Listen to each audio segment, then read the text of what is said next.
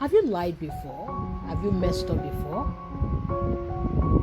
Take your mind to when you were younger, when your parents would ask you questions, about certain things, about certain events from school or your grades, and you either just say it's fine or lie about it.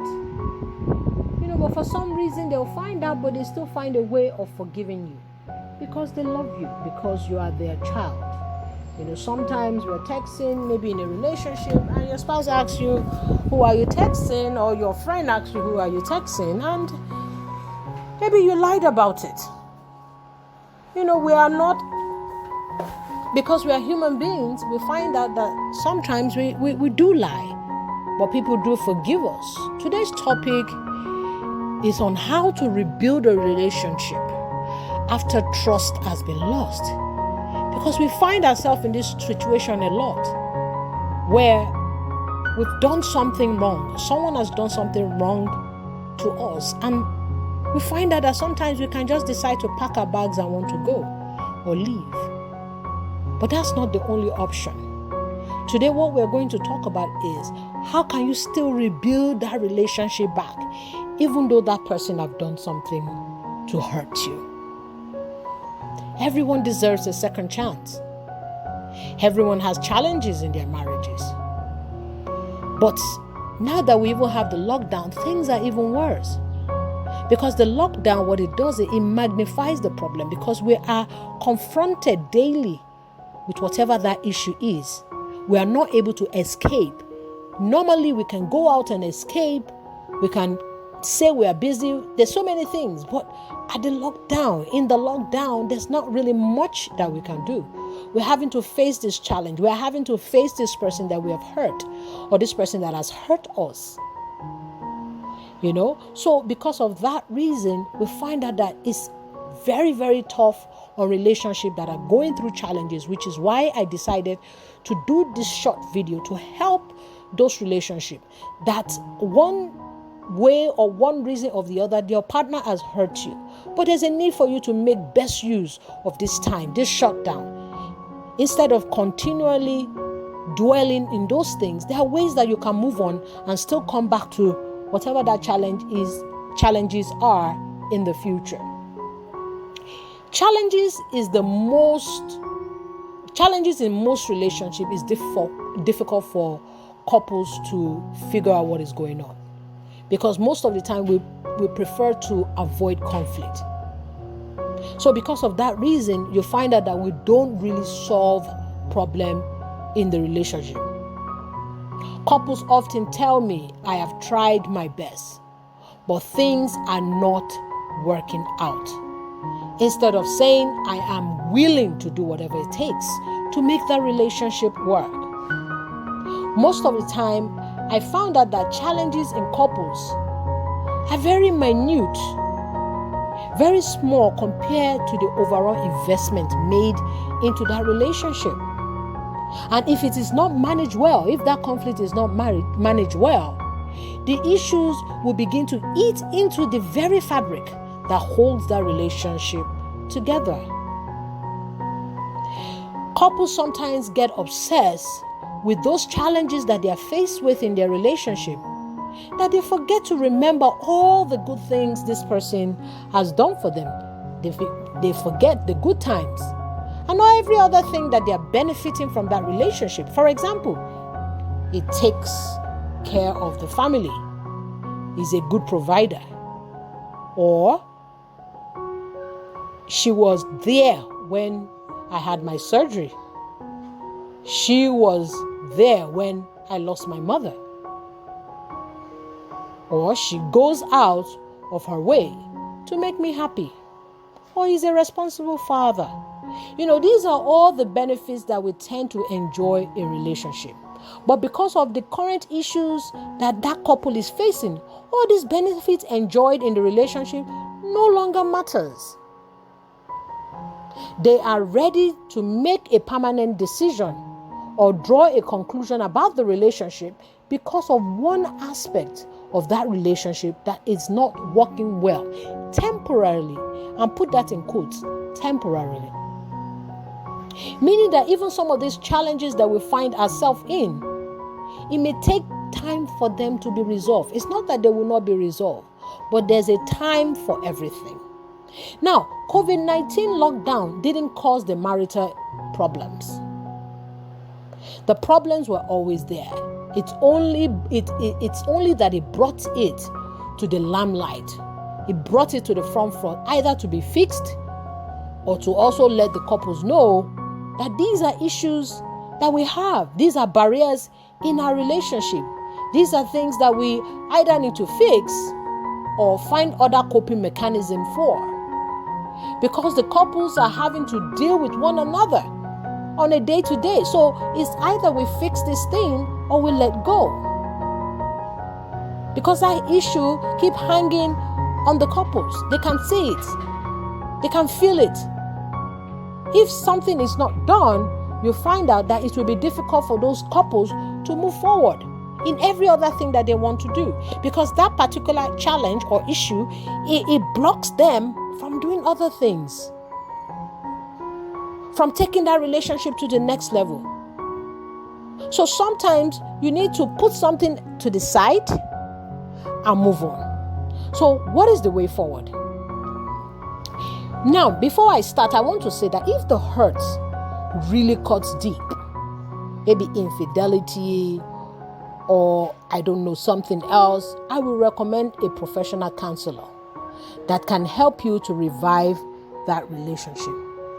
But truly, if you are determined and you are willing to do whatever it takes to resolve that relationship, whatever that issue is, I have some tips for you. These are my top 9 things that you can do to reclaim laughter and peace back into that relationship, to revive the love in that relationship. And number 1, the first one is just scrap that relationship. If it's not working, scrap it. Now, look, believe when you scrap it, you start afresh. But you are starting afresh with the same partner. So for that time, you decide that, look, we're going to start afresh. We're in this lockdown together. Instead of us continue to build, hatred for one another, let's start afresh. Decide to make the best use of the lockdown. Instead of waiting for you to get the situation or the problem solved. Because sometimes you are trying to wait to solve a problem so that we can move on. But if you cannot solve the problem, don't waste your time. Don't wait for that problem to be solved before you can move ahead. Decide that you will start afresh. Number 2, leave the problem for now. Believe that this season, that a season will come when that issues can actually be addressed in a more mature, way. Because sometimes we need more maturity, we need more of love, we need more of understanding to be able to address certain situations. Because sometimes we are not comfortable or we don't know how to address those situations. And when we try, we find out that we veer off into other things and that issue is not resolved. Or there becomes a conflict. And before you know it, that issue is not resolved. So keep dwelling on that issue is doing more damage to that relationship. Since you can't see eye to eye concerning that matter, leave that matter for now and move on. Number 3, forgive. The story I mentioned earlier that I discussed about, you being home with your parents, we've done so many things wrong, but they keep forgiving you. It's the same thing that I'm talking about when I say forgive. Let that thing go. This relationship matters to you. If your relationship matters to you, let it go. Let bygones be bygone. It may be hard for some people, of course, depending on what that person did. But if you have decided that you are ready to do whatever it takes to make things work, then definitely you have to forgive. And this is a good starting point, forgiving someone. That is an excellent starting point, to move your relationship to the next level. Then number 4 is find common interest. What are the common interests you have together? What can you do together that will make both of you happy? Or common values. What are those values that you have together that you can share? Maybe you both like going to church. Maybe you both like giving. Whatever you know that you both like, do those things, together. Start that to start bonding again. Bond through that area. When you start bonding again in the area where you have common interest, that will make that relationship to begin to grow, for the fire to begin to go back into that relationship. Focus on those things that make you both to laugh, to smile, to forget whatever is in the past, things that you enjoy doing together. And number 5, have fun together. Agree on activities that you can do together to enjoy yourself during this lockdown. There's so many things you can decide. Maybe jogging, cooking together, watching TV together, laughing together. So many things that you can do together. Then number 6, avoid discussing those issues that will bring up those wounds for now. I'm not saying that those things will never be addressed, but right now you're trying to put a foil into this relationship, so you need to avoid it. Your relationship needs foiling, so therefore you need to avoid issues that will not allow you to foil those relationships. So focus on those positive energy that goes into your relationship, that will foil your relationship, that will bring empathy back, that will bring the love back into that relationship, that will make you to be sensitive, or make your spouse to be more sensitive and caring towards you. So those are those things that you need to focus on. Then number 7, be present. When your spouse is talking to you, listen attentively. Don't be doing other things, the normal way that we do things, because right now you are trying to build something again. Remember, you are starting afresh. So you need to pay attention. You need to be better than what you were before.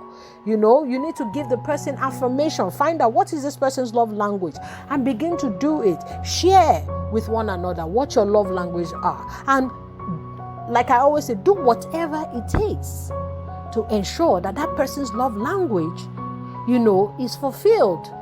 Do whatever they want you to do. Make up your mind that you do want this relationship to work, and find out each other, dislikes and likes again. What is it now that I do that doesn't make you happy? And try to stay away from those things for now. And number 8, give each other personal space. In as much as you're trying to build back this love, this trust in this relationship, you also need to give each other space, because everybody needs their space to do those things that they want to do. So make sure that you respect it and you request for it, and let it be known that, look, I know that you need your space, because we all need our space. So don't let the other partner feel guilty because they want to be, on their own certain time. Just agree on, okay, when do you need this space and when can we come back together? And then the last one, number 9, only address the issues when the relationship is strong enough to carry the weight of the issue.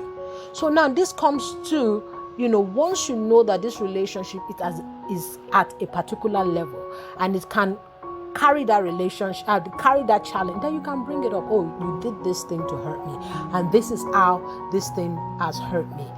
I will do another video as people request on how do you go from this point now that you need to address the issue. But I just wanted to let you know that, look, during this lockdown, you don't need to focus on the issue. There's so many other things that you can do to improve your relationship that will help you to go back to now work on those issues. Then remember that to make best use of this lockdown in your relationship, start afresh and begin to make new memories. Thank you.